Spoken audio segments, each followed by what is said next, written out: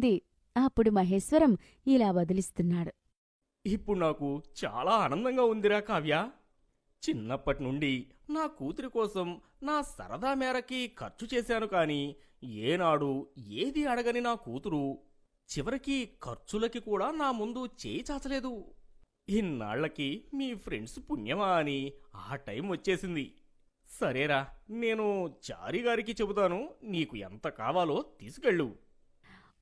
Wow! Thanks అప్పా, I love you అని తెగ సంబరపడిపోతుంది. అలా ఆ తండ్రి కూతుళ్ళు ఎప్పుడూ సంతోషంగా ప్రేమగా బతకడమే చాయిస్గా, ఎప్పుడూ ఒక పాజిటివ్ ఆలోచనలతో బ్రతుకుతుంటారు.